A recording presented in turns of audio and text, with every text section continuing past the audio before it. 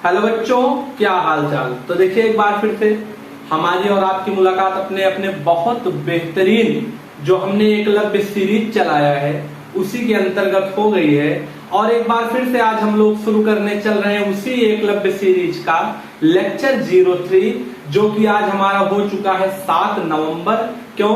क्योंकि 5 नवंबर से 5 जनवरी मतलब 60 दिन के अंदर हमको अपनी पूरी सीरीज, पूरी क्लास 12 की बायोलॉजी का 100% रिवीजन कंप्लीट करना है। तो उसी को हमने शुरू किया है। ठीक, रिवीजन हम करवाते चल रहे हैं। रिवीजन करना आपका काम है।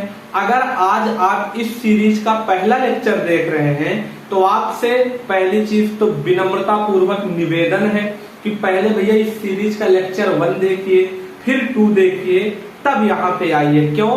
लेक्चर हम आपके टर्मिनल पेज पे तो लिखवा दे रहे हैं, डे भी अगर हो सक रहा है किस दिन कौन सा लेक्चर है वो भी लिखवा दे रहे हैं, लेकिन बस उतने से काम नहीं चलेगा। अगर हमें अच्छा नंबर पाना है, सिक्योरिंग नंबर पाना है, जबरदस्त नंबर पाना है, तो इस सीरीज को तो मान लीजिए आप फॉलो कर रहे हैं, बहुत अच्छी बात है। हम पढ़ा रहे हैं और अच्छी बात है।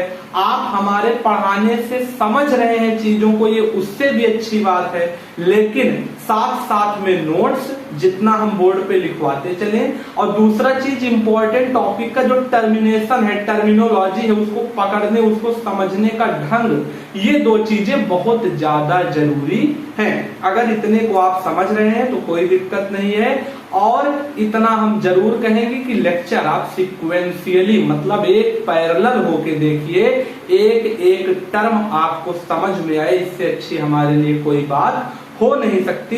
इतना ही विचार बना के आपके लिए पूरा सीरीज हम लेके आ रहे हैं। तो देखिए बच्चों, आइए हम शुरू करते हैं। तो हमारा चैप्टर कौन सा है? चैप्टर तो हम सबको पता है कि चैप्टर अभी हमारे एनसीईआरटी की किताब से चल रहा है भैया, चैप्टर 08। अच्छा, इस चैप्टर का नाम क्या है? तो चैप्टर का हमारे नाम है माइक्रोब्स इन ह्यूमन वेलफेयर। क्या नाम है बच्चों? Microbes in human welfare. अच्छा, मान लीजिए थोड़ा सा राइटिंग, क्योंकि राइटिंग अगर बनाएंगे तो लेक्चर टाइमली कंप्लीट नहीं हो पाएगा। और भी अगर किन्हीं चीजों का आपको इशू लग रहा हो तो आप कमेंट में बता सकते हैं। बाकी जल्दी जल्दी हमको हमारा लेक्चर कंप्लीट करवाना है टाइमली, तो थोड़ा सा तो आपको भी समझना और संभल के हमारे साथ चलना ही पड़ेगा। हमारे हाथों में हमारा नोट्स आ गया है, और नोट्स में अभी तक हमने आपका हमारे नोट्स का 5 पेज मतलब आधा चैप्टर 2 लेक्चर में कंप्लीट करवाया। आज हमें एक नया टॉपिक शुरू करना है, और उस टॉपिक का हमारे नाम क्या होगा? टॉपिक सब लोग आज डालेंगे, जितने बच्चे हमारे देख रहे हैं सभी लोग लिखेंगे सबसे पहले टॉपिक। टॉपिक क्या है? टॉपिक है microbes in sewage treatment plant. Sewage treatment plant. अच्छा, ये क्या चीज है सर? इसको शॉर्ट फॉर्म में कहते हैं एसटीपी। एसटीपी कितने नंबर का आएगा पेपर में सर जी? 5 नंबर फिक्स है। 5 नंबर फिक्स है। फिर बता दिए 5 मार्क्स का आपका आएगा, फिक्स है, 100% है। एसटीपी हर साल आता है, अब की बार भी बोर्ड में आएगा। तो एसटीपी का फुल फॉर्म क्या है? Sewage treatment plant. ऐसे धीरे धीरे पढ़ाएंगे ना तो बेस बनता चलेगा, मजा आता हुआ चला जाएगा। तो एसटीपी क्या है? Sewage treatment plant. अच्छा, होता क्या है? एसटीपी का मतलब क्या होता है? तो इसका डिफिनीशन तो हम नहीं लिखवा रहे हैं, लेकिन समझा दे रहे हैं। एनसीईआरटी हमारी कहती है कि जो हम अपने लोग घर में पानी यूज करते हैं, पानी कहाँ यूज करते हैं? पीने में। तो जो पी लिए वो तो बॉडी के अंदर चला गया, लेकिन पीने के बाद निकलता भी है तो in the form of urine, मतलब पेशाब के फॉर्म में हमारे बॉडी से पानी रिलीज होता है। दूसरा चीज क्या है? मान लीजिए हम नहाए, नहाने में साबुन लगाए तब भी पानी का यूज किए, साबुन नहीं लगाए तब भी पानी का यूज किए, मुंह धुले तब भी पानी का यूज किए, हाथ धुले तब भी पानी का यूज किए। जितना भी हमारे डेली लाइफ में पानी का यूज होता है, यूज ऑफ वाटर, वो सब अंत में जाता कहां पे है? नाले में, नाली में, हमारे घर के नाली में बह जाता है। नाली से पानी कहां जाएगा? नाले में। नाली को नाली कहेंगे, नाले को सीवेज कहेंगे, नाले को सीवेज कहेंगे।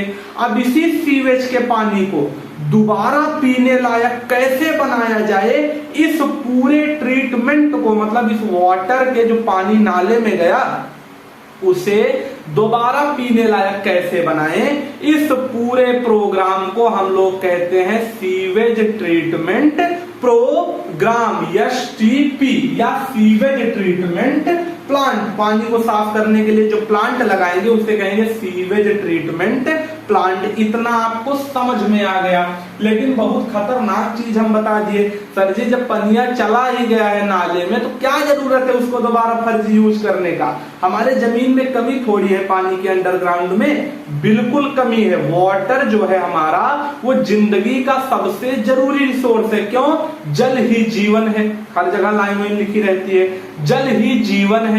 समझ में कब आता है? जिस दिन कॉलोनी की लाइट ना आए, आंधी में तार टूट जाए, केबल टूट जाए, ट्रांसफार्मर दग जाए, फिर क्या होगा? लाइट तो आएगा नहीं, नल से भरिए और नल पानी छोड़ दिया। अब मजा आ गया। अब इतना भी पानी नहीं है कि, समझ रहे हैं ना, हाँ निपट आए। तो दिक्कत क्या है? इसलिए हमें पानी को बचा के रखना है। तो कंडीशन हमारी एनसीईआरटी कहती है कि वाटर को हमें हर हाल में ही सेव करके रखना होगा।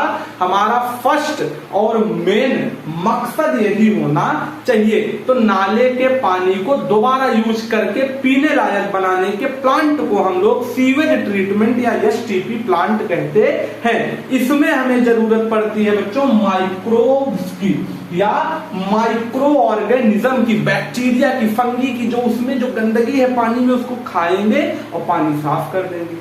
ऐसा भी हो सकता है, यही तो पढ़ाने चल रहे हैं। तो देखिए इतना लिख लिए हैं, आप डिफिनीशन समझ लिए हैं। अब देखिए सबसे पहली हेडिंग इसकी डालिए। सबसे पहली हेडिंग इसके बारे में आपको लिखना है टाइप्स ऑफ STP। अच्छा सर जी आप शॉर्ट फॉर्म में लिखवा रहे हैं, लॉन्ग फॉर्म में हमें कहां मिलेगा? इसी वीडियो के लेक्चर में डिस्क्रिप्शन में जाइए, टेलीग्राम का आपको लिंक दिया है, टच करिए, नोट्स पे आप तुरंत पहुंच जाएंगे डायरेक्ट टेलीग्राम से। जो नोट्स हमारे हाथ में है वो आपके हाथ में आ जाएगा जैसे आप चेक करेंगे। इस नोट्स को हमने खुद बनाया है, नाम है हमारा अनुभव तिवारी। तो हर जगह नोट्स के लगभग पेज में लिखा है नोट्स बाय अनुभव सर बायोलॉजी आपको पढ़ा ही रहे हैं। दूसरी चीज क्या है? दूसरा चीज ये है कि नोट्स 100% एनसीईआरटी है, इसीलिए हम इसको समझाने के लिए क्लास ले रहे हैं, जिन्हें जल्दी कंप्लीट करवा दें और पढ़ने के लिए नोट्स दे रहे हैं। एक तीर से दो निशाना। तो भैया टाइप्स ऑफ STP कितने प्रकार का होता है? 3 प्रकार का। कितने प्रकार का होता है? 3 टाइप्स का। पूरा लिखते हुए चलिएगा, नहीं गड़बड़ा जाएगा, हमसे ना कहिएगा फिर। तो अब सबसे पहले हम पहला समझते हैं, फिर दूसरे पे चलते हैं। पहला हमारा जो है, पहले हम पानी का करेंगे प्राइमरी ट्रीटमेंट। क्या करेंगे? Primary treatment. जैसे घर में किसी को अगर चोट लग गई तो ये थोड़ी है कि पहले तुरंत भागेंगे अस्पताल लेके, पहले घर में पट्टी सट्टी बांध देंगे, काम हो चल जाए, कपड़ा वपड़ा फाड़ फूड़ के, जब खूनवा निकलना बंद हो जाए, बगल में हल्दी है, लाके घाव पे हल्दी लगाएंगे, खून तुरंत बंद हो जाए। या सिप्लाडीन, बिटाडीन या मान के चलिए डिटॉल उटॉल है तो उससे धुल देंगे घाव को, कोई दिक्कत ना हो। तो वैसे ही पानी के साथ करेंगे, उसका प्राइमरी ट्रीटमेंट करेंगे। प्राइमरी ट्रीटमेंट में होता क्या है? प्राइमरी ट्रीटमेंट में 2 चीज होता है। पहला चीज क्या होता है? इसका 2 फॉर्म होता है। अच्छा क्या क्या फॉर्म होता है? सबसे पहले इसमें करते हैं हम लोग सीक्वेंशियल फिल्टरेशन। सबसे पहले हम लोग करते हैं सीक्वेंशियल फिल्टरेशन। देखिए फर्जी बात नहीं करेंगे, नहीं तो लेक्चर लंबा होगा, आपको देखने में दिक्कत होगी। दूसरा हम इसमें करते हैं सेडिमेंटेशन। क्या करेंगे बच्चों? सेडिमेंटेशन करेंगे। ये क्या है सर? इसको प्लीज बताइए दोनों को, आइए समझते हैं। देखिए सीक्वेंशियल फिल्टरेशन क्या होता है? पानी, हम लोग खाना खा रहे थे, गए, हाथ में दाल चावल लगा था, शाम के बेहतरीन खाए थे, नींबू डाल के मजा आ गया था, घी डाल दिए थे दाल में, आनंदित होके खाना खाए और गए अपने सिंक पे, बेसिन पे, वहीं पे हाथ धुल लिए। वो जो हमारे हाथ में दाल चावल लगा था पानी में चला गया, ठीक? तो गंदगी तो गई, दूसरा चीज, नहा रहे थे, मोटर से बढ़िया पाइप लगा के शैम्पू खोले, लेकिन उसको डस्टबिन में नहीं डाले, पाइप में नाले में चला गया। तीसरा, कुछ खा पी रहे थे, बगल में गए थे, हनीमून कहाँ मनाएंगे आप लोग, बगल में गए थे छुट्टियों में पार्क में घूमने आराम से, और वहां बगल में नदी देख रहे थे, नदी में घूमने गए थे आप लोग, और कंडीशन क्या कर दिए, कंडीशन आपने ये कर दिया, चिप्स का पैकेट फाड़ा फेंक दिए नदी में। तो जो बड़े बड़े प्लास्टिक हैं, कूड़े हैं, करकट हैं, उनको हम लोग सिक्वेंशियल फिल्ट्रेशन में अलग करते हैं। तो सबसे पहले पानी को इतना साफ कर दिया जाए कि देखने में तो लगने ही लगे कि हाँ पानी बह रहा है, कोई गंदगी नहीं बह रही है, इतना तो हम साफ कर ही दें। तो ऊपर ऊपर जो सफाई करेंगे, इसमें होता क्या है बच्चों, इसको लिखिएगा कि फ्लोटिंग, मतलब जो पानी के ऊपर गंदगी तैर रहा है, गंदगी को कहते हैं Detroit. Floating Detroit is removed by net. एक ठो लेंगे जाल जिससे मछलियां पकड़ी जाती है, वही वाला ले लेंगे जाल, और जाल से पकड़ के पूरा कूड़ा करके खींच खांच के सब अलग करके खत्म कर देंगे। Floating Detroit is removed by net. ऊपर लगाएंगे नेट, पूरा जाल एक बार फेंकेंगे और पूरे नदी का, पूरे तालाब का एक बार में ऊपर जो कूड़ा करकट है सब खींच लेंगे। कम से कम आधा पानी ऐसा लगने लगा कि साफ हो गया, ऊपर ऊपर की जो गंदगी थी साफ हो गई। अब मजा आएगा दूसरा काम करने में। दूसरा काम क्या करेंगे, कुछ एग्जाम्पल लिख लीजिए। जैसे इसमें निकाल लिए हम लोग पानी से पॉलीथीन, पानी से और क्या निकाल लिए, और निकाल लिए जैसे घर में सब्जी वब्जी काटे थे उसका छिलका था, वेस्ट वेजिटेबल, ईटीसी। बस हमको ईटीसी लिखने में ज्यादा मजा आता है, फर्जीला लिखना पड़े, आप लोग सीख लीजिए। जहां एग्जाम्पल हो भूलिए वहां ईटीसी, भले एक लिखे हो, ईटीसी जो होगा देखा जाएगा ईटीसी, ठीक। फिर उसके बाद क्या है, तो इसमें हम लोग क्या काम करते हैं, इसमें हम लोग क्या, एनसीईआरटी का हमारा डिफिनीशन कहता है कि स्मॉल पेबल्स, पेबल्स मतलब होता है भैया पत्थर या कंकड़। Small pebbles are settled down, इनको छोड़ देंगे कुछ देर के लिए, और जितने हैं ये हो जाएंगे सब सेटल्ड डाउन। कहाँ सेटल डाउन होंगे, in sedimentation and rest is called, in sedimentation, या लिख लीजिए इन दिस प्रोसेस, मतलब जो कंकड़ पत्थर है वो धीरे धीरे धीरे धीरे पानी के तल, मतलब नीचे जमीन में बैठ जाएगा, और द रेस्ट, और क्या लिखा है, and rest of water is called primary effluent. एक सेकंड यहाँ पे अगर आपको दिख रहा हो तो इसको ऐसे करिएगा, देखिए ऐसे इसको कंडीशन मान लीजिए, ये हमारा तालाब है, ध्यान से समझिएगा, नहीं समझ नहीं पाएंगे, जल्दी जल्दी पढ़ाना है। यहाँ पे हमारा तैर रहा है पूरा पानी, ये पूरा पानी है। ऊपर मान लीजिए जो गंदगी थी बिल्कुल हमने जाल लगा के साफ कर लिया, पूरा पानी सही है। नीचे कंकड़ पत्थर जो बैठा हुआ है, इसको हम कुछ नहीं करेंगे, जो बैठा है बैठे ही रहने देंगे, सीधे सीधे यही ऐसे लगा देंगे पाइप। क्या लगाएंगे, पाइप। अब जितना पानी हमारा है सब इसी पाइप से निकल जाएगा यहां तक के पूरे लेवल पर। इसके नीचे जो कंकड़ पत्थर है बैठे रहने दीजिए, रेस्ट ऑफ वाटर निकाल लेंगे। ये जो पानी निकालेंगे, अब इसे हम वाटर नहीं कहेंगे, इसे हम लोग कहेंगे प्राइमरी इफ्लुएंट। इसको बहुत इंपॉर्टेंट है, याद कर लीजिएगा, इफ्लुएंट, EFFLUENT, जो रेस्ट ऑफ वाटर इससे निकाले हैं, इसे हम लोग कहेंगे प्राइमरी इफ्लुएंट। और आगे चल के अब इसको तगड़े तरीके से साफ करेंगे। इतना समझ में आया कि नहीं, इतना तो हमको लगता है समझ में आ ही गया होगा, एक एक चीज बहुत धीरे धीरे समझाने की कोशिश कर रहे हैं। अच्छा फिर क्या करेंगे, अब देखिए अब इसको थोड़ा सा इसकी सफाई कर देते हैं। आइए शुरू करें। तो यहाँ पे हमारा प्राइमरी ट्रीटमेंट खत्म हो गया, इतना ही था, इसको हम मिटा रहे हैं। आप लोग अपने हिसाब से स्क्रीनशॉट ले लीजिए, पॉज कर लीजिए, नोट्स बना रहे हैं, बहुत अच्छा है। फिर देखिए बच्चों, फिर क्या होगा, अब जो हमारा प्राइमरी इफ्लुएंट वाला वाटर क्या है, इधर देखिए ऐसे इसको बनाते हुए चलिए। जो हमारा प्राइमरी इफ्लुएंट वाला वाटर है, जो हमारा बिल्कुल पानी अब हमने निकाल लिया है, साफ सुथरा हो गया है, एकदम व्यवस्थित कर लिया है, ये वाला हमारा जो पानी है, इसको हम लोग क्या करेंगे बच्चों, अब इसको हम लोग क्या करेंगे, एक अलग सा टैंक हमने बनवाया है, उस टैंक में इस पूरे पानी को भेज देंगे। क्या करेंगे, अलग से एक हमने टैंक बनवाया है, उस पूरे टैंक में इस पूरे वाटर को भेज देंगे। अच्छा इससे क्या होगा सर, रुक जाइए बता रहे हैं, पहले पानी थोड़ा बहुत बना ले। ठीक, देखिए ये हमारा टैंक है, इसमें हमने पानी को भेज दिया और इस टैंक का नाम है एरिएशन टैंक। क्या नाम है? Aeration tank. अच्छा, इस पानी का क्या नाम था? इस पानी का नाम था प्राइमरी इफ्लुएंट। क्या नाम था? Primary effluent. अच्छा, पानी साफ कैसे होगा? इसी में जो होगा बहुत अच्छा प्रोसेस है, आइए समझते हैं। देखिए, इसमें जब हमने इसको डाल दिया एरिएशन टैंक में, तो हमने इसमें डाल दिए छोटे छोटे बैक्टीरिया और छोटे छोटे फंगी। क्या डाल दिए? छोटे छोटे बैक्टीरिया।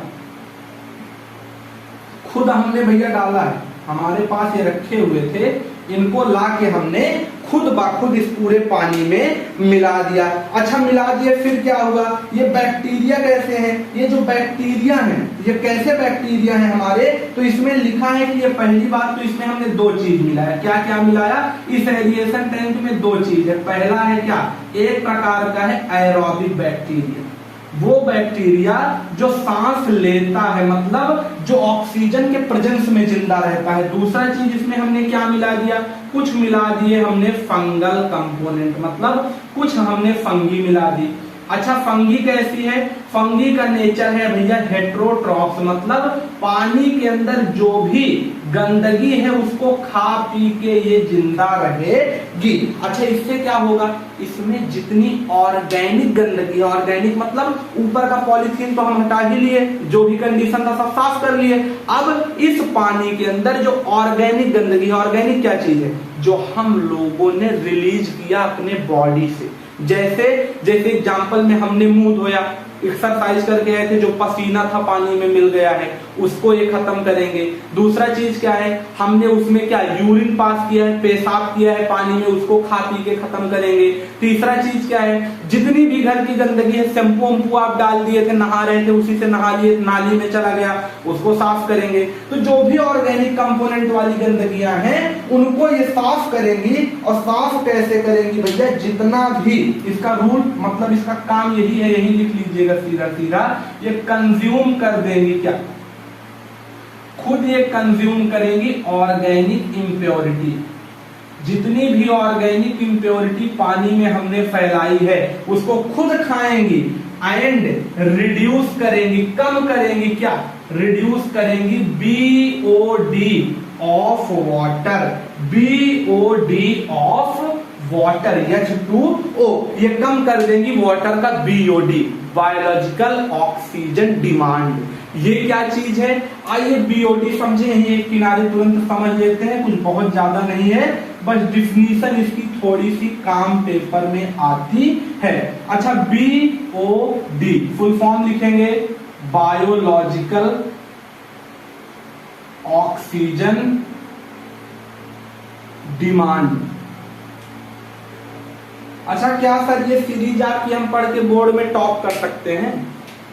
यकीन मानिए टॉप नहीं, अगर आप यूपी बोर्ड के हैं तो आप रैंकर 1 बन सकते हैं, एमपी बोर्ड के हैं तो रैंकर 1 बन सकते हैं, इंडिया के सीबीएसई बोर्ड के हैं तो रैंकर 1 बन सकते हैं। ऐसा कंटेंट आपके लिए लेके आए हैं, तो पढ़ने में ध्यान लगाइए, फर्जी चीज सोचना बंद कर दीजिए। बीओडी का डिफिनीशन क्या होता है आइए समझते हैं। बीओडी का डिफिनीशन क्या कह रहा है? इसमें लिखा होगा कहीं पे, कह रहा है अमाउंट ऑफ O2। इसको लिखिए, क्यों? इतना ज्यादा जरूरी डिफिनीशन है कि क्या होगा? Amount of O2 require to क्या चीज? रिमूव ऑर्गेनिक, ओ से लिख दे रहे हैं आप, समझ लीजिएगा, organic impurity from 1 litre of water. क्योंकि बहुत ज्यादा बड़े चीज का एग्जाम्पल नहीं दिया जाता है, 1 लीटर का नॉर्मल एनसीईआरटी दे रही है, बाई एरोबिक बैक्टीरिया। अच्छा सर ये क्या चीज है हमारा बीओडी, थोड़ा समझा दीजिए। देखिए बच्चों, बीओडी क्या होता है? बीओडी का मतलब ये होता है, कह रहा है amount of O2 required to remove organic impurity from 1 litre H2O by aerobic bacteria. मतलब 1 लीटर पानी को साफ करने के लिए, क्या चीज? 1 लीटर पानी को साफ करने के लिए हमें कितने ऑक्सीजन की जरूरत है? हमें कितने ऑक्सीजन की जरूरत है, वही चीज तो कह रहा है कि 1 लीटर पानी को, 1 लीटर पानी को क्या करने के लिए भैया, 1 लीटर पानी को साफ करने के लिए amount of water required to remove organic impurity from 1 litre of H2O by aerobic bacteria. मतलब इस एरोबिक बैक्टीरिया जो हमने इसमें मिलाया था एरिएशन टैंक को, इस बेचारे को कितना ज्यादा हम ऑक्सीजन दे दें, इसे हम कितना O2 दे दें कि ये पूरे 1 लीटर पानी को साफ कर दे, क्या कर दे, क्लीन कर दे। इसी को हम कहते हैं, इसी जितना हमने ऑक्सीजन दिया, इसी ऑक्सीजन को हम कहते हैं बायोलॉजिकल ऑक्सीजन डिमांड। हमारे हिसाब से आपको समझ में आ गया होगा। अगर 1 लीटर पानी साफ करना है तो उसमें जो हमने बैक्टीरिया डाला उसको हम कितना ऑक्सीजन दे दें कि पूरे पानी को वो साफ कर दे, किससे, ऑर्गेनिक इम्प्योरिटी हटा दे। इसी को हम कहते हैं उस 1 लीटर पानी का BOD। तो पूरे तालाब का करना है तो उसमें उस हिसाब से दे देंगे, उसका BOD हो जाएगा, वही कंडीशन है। आप लोग यही डिफिनीशन लिख लीजिएगा। उसके बाद अगर पानी साफ होगा तब ऑक्सीजन ज्यादा होगा, कि पानी गंदा होगा तब ऑक्सीजन ज्यादा होगा। इसी में क्वेश्चन पूछता है, तो कह रहा है अगर डर्टी वाटर है, अगर डर्टी वाटर है, पानी गंदा है, तो उस पानी का जो BOD होगा वो ज्यादा होगा, मोर BOD। क्यों भाई, पानी गंदा है तभी तो उसमें ऑर्गेनिक इम्प्योरिटी गंदा होगा। अब अगर क्लीन वाटर है, क्लीन वाटर, अगर क्लीन वाटर तो उसका BOD लेस होगा। क्यों भाई, अगर पानी साफ है तो जो एरोबिक बैक्टीरिया है वो उसमें क्या होंगे, उसमें उनका कोई काम ही नहीं होगा। जो हमने डाला है साफ करने के लिए इनको, बैक्टीरिया को, उनका कोई काम ही नहीं। जब पानी गंदा था तभी तो साफ करेंगे, साफ हो गया तो क्या साफ करेंगे, और जब साफ हो गया तब क्या करेंगे, तब हम चलेंगे इसके टाइप 2 पे। जिस टाइप 2 का क्या नाम है, ये हमारा क्या था, ये हमारा है भैया, अभी तक हम लोग क्या पढ़ रहे थे, प्राइमरी ट्रीटमेंट, अब पढ़ेंगे सेकेंडरी ट्रीटमेंट। तो आप इतना BOD याद रख लीजिएगा।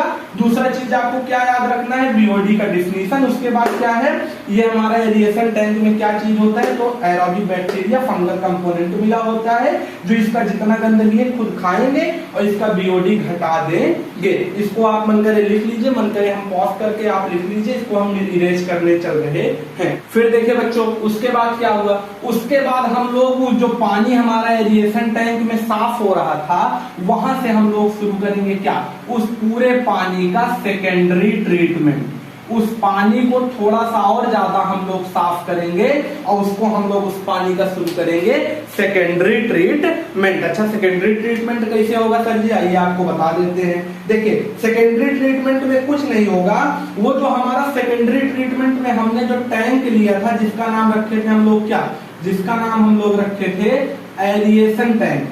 इस एरिएशन टैंक में हम लोग क्या करेंगे बच्चों, इसी एरिएशन टैंक में हम लोगों को कुछ नहीं करना है, एक ही काम हमें करना है।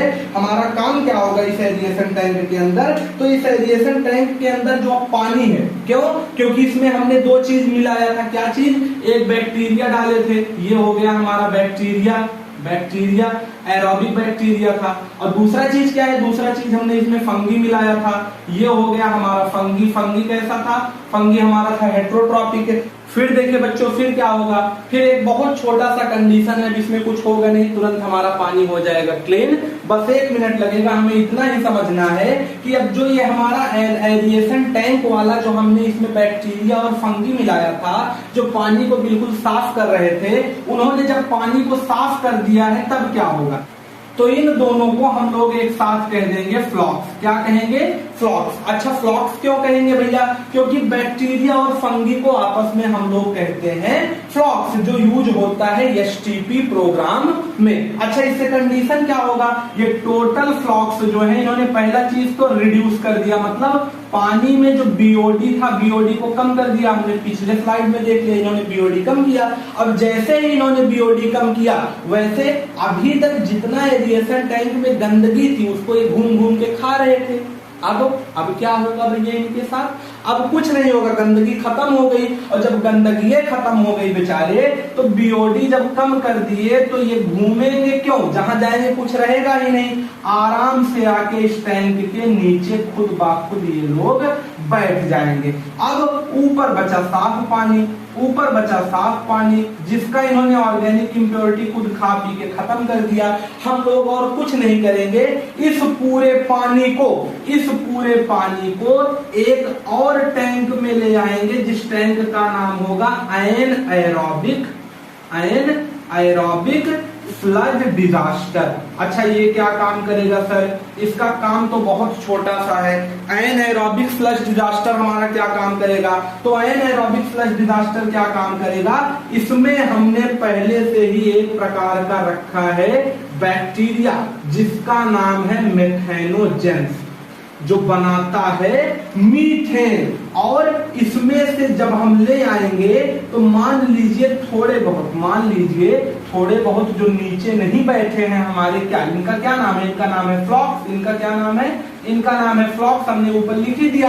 तो जो थोड़े बहुत इसमें तैर रहे हैं 1-2 फ्लॉक्स, वो जब इसमें आ जाएंगे गलती से तो कंडीशन क्या होगा? जैसे ही इसमें आएंगे, इसमें से पहले से ही जो मिथेनोजेंस इसमें प्रेजेंट हैं, ये इनको पकड़ के खुद खा डालेंगे। इसमें जो मिथेनोजेंस हैं ये इनको पकड़ेंगे और पकड़ के खुद निपटा देंगे। इनमें पहले से ही क्या प्रेजेंट है? इनमें पहले से ही प्रेजेंट है मिथेनोजेंस। अच्छा, मिथेनोजेंस की एक खास बात क्या है बच्चों? मिथेनोजेंस की खास बात सिर्फ इतनी सी ही है कि जो हमारे मिथेनोजेंस होते हैं ये एक प्रकार के एनाएरोबिक बैक्टीरिया होते हैं। क्या होते हैं? एनाएरोबिक बैक्टीरिया। इनको अगर मान लीजिए ऑक्सीजन नहीं मिल रही है ये तब भी जिंदा है। ये क्या फंडा है? यही बहुत अच्छा फंडा है। ठीक, क्यों? क्योंकि हमको ऐसे ही जरूरत है भाई, इसमें इनको ऑक्सीजन मिलेगी, जिंदा रहेंगे। तो इसमें आएंगे 1-2 है बैक्टीरिया, वायरस, फंगी, 3 ही चीज तो है इसमें। फिलहाल वायरस तो नहीं है, फंगी है। फंगी ज्यादा से ज्यादा 90 मिनट में 1 सेल से 2 सेल बना देते हैं। जितने देर ये रहेंगे अपना रिप्रोडक्शन करके खुद बहुत ज्यादा हो जाएंगे। हमें एक ही काम करना है, इनके ग्रोथ को रोकना है, तभी तो पानी पीने लायक होगा ना। तो हम क्या करेंगे? मिथेनोजेंस को डाल देंगे, इनको पकड़ के ये खा डालेंगे, पकड़ के खा डालेंगे। अच्छा, दूसरा चीज जो यहाँ पे ये फ्लॉक्स बचा है, इसका क्या काम है? इसको हम लोग कहते हैं एक्टिवेटेड स्लज। इसको हम लोग कहते हैं एक्टिवेटेड स्लज। स्लज मतलब होता है कूड़ा करकट। तो अगर कोई पूछे या पेपर में क्वेश्चन है व्हाट इज एक्टिवेटेड स्लज, तो बता देना कि वही बैक्टीरिया, वही फंगी जो यूज किए गए थे एरिएशन टैंक में, जब वो खाना पीना खा के पानी को साफ कर दिए तो बाद में उनको हमने नीचे बैठा दिया एज एक्टिवेटेड स्लज। अच्छा, अब इनका रोल क्या है? इनका रोल कुछ नहीं है, इनका रोल इतना ही है, इनको निकालेंगे, जो ज्यादा है उसको हम बाद में यूज करने के लिए एक जगह रख देंगे, और 1-2 चम्मच, जैसे दूध को दही बनाने के लिए 1 चम्मच जावन, 1 चम्मच इनोकुलम स्टार्टर डाला जाता है दूध में कि दही बन जाए, वैसे 1 चम्मच एनसीईआरटी लिखती है एक्टिवेटेड स्लज को लेंगे और फिर से जो पानी इधर से पीछे से आ रहा है साफ होने के लिए उसको एरिएशन टैंक में डाल देंगे ताकि वहां का काम चलता रहे। अब क्या होगा? ये जो मिथेनोजेंस है, इन्होंने जो इसको खाया है, जो 2-4 फीस में आ गए थे, जो मिथेनोजेंस ने इनको खाया है, जो 2-4 इसमें आ गए थे इस टैंक से, उसका क्या होगा? जब खाएगा तो कुछ निकालेगा भी, और निकालेगा क्या? वो रिलीज करेगा बायोगैस। तो इसका यूज 2 प्रकार से होता है। जो इसमें पानी हमारा भरा है, इसमें था तो क्या था? Primary effluent. इसमें आया तो इसका नाम हो गया सेकेंडरी इफ्लुएंट। क्या नाम हो गया? Secondary effluent. ये जो हमारा सेकेंडरी इफ्लुएंट वाला वाटर है, एनसीईआरटी कहती है इसको 2 जगह यूज कर सकते हैं। कहाँ? इतना साफ ये हो गया है कि हम अगर चाहें तो इसे सीधा रिवर में छोड़ दें, मतलब अब इसमें गाय भैंस इसको पिए नहाएं कोई दिक्कत नहीं। एक ही प्रकार का इसमें है क्या? एक ही प्रकार का बैक्टीरिया है जिसका मिथेनोजेंस नाम है, और गाय के गोबर में वैसे मीथेन गैस निकलती है, वैसे मिथेनोजेंस भरे रहते हैं, तो उनके लिए कोई दिक्कत नहीं, वो पी सकते हैं। हम लोग नहा सकते हैं रिवर में, नदी में, कोई दिक्कत नहीं। लेकिन अगर मान लीजिए इन मिथेनोजेंस ने इनको खा लिया तो क्या होगा? जो ये मीथेन रिलीज करेंगे अपने बॉडी से, उससे हम बायोगैस भी बना सकते सकते हैं। तो इस सेकेंडरी इफ्लुएंट का दो यूज है, एक तो रीपर में और दूसरा भैया बायोगैस में यूज हो सकता है। अच्छा, उसके बाद क्या है, बहुत छोटा सा टेक्निक है तीसरा, यही इसी रीवर के पानी को हम लोग मन करे तो इसको रीवर में मिलाएं और ना मन करे तो इसी सेकेंडरी इफ्लुएंट को लेके हम लोग क्या करेंगे, इसको डाल देंगे टर्सरी ट्रीटमेंट में। अच्छा, टर्सरी ट्रीटमेंट में डालेंगे तो क्या होगा, अब इस पानी में हमें पता है, सेकेंडरी इफ्लुएंट में पता है हमें सिर्फ एक प्रकार का बैक्टीरिया है जिसका नाम है मेथेनोजन।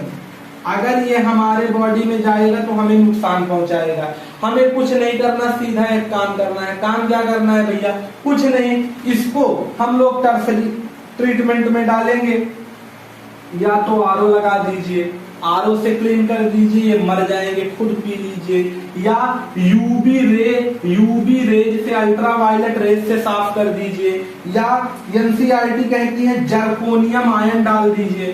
क्या डाल दीजिए, जर्कोनियम आयन, या क्या कर सकते हैं, क्लोरीन गैस से इसकी सफाई कर सकते हैं। क्लोरीन गैस से पानी को पीने लायक बना सकते हैं। आरओ का फुल फॉर्म आता है, पेपर में लिख लीजिएगा, reverse osmosis, reverse osmosis, reverse osmosis. तो ये हमारा पूरा यहाँ पे भैया एक प्रकार से एसटीपी कंप्लीट होता है। अगर कोई भी दिक्कत आपको लेक्चर में हुई हो तो आप हमें कमेंट में बता सकते हैं। कोशिश तो यही किए हैं कि आपको एक एक पॉइंट समझ में आए। यहाँ पे हमारा लगभग चैप्टर कंप्लीट होता है। इसके बाद एक और लेक्चर आएगा जिसमें आपका माइक्रोब्स इन ह्यूमन वेलफेयर पहला लेक्चर कंप्लीट, 60 दिन के सीरीज में पहला लेक्चर कंप्लीट करवा देंगे अगले लेक्चर में। तो मिलेंगे नेक्स्ट लेक्चर में। वीडियो पसंद आए तो लाइक जरूर करिएगा। तब तक के लिए ओके बाय।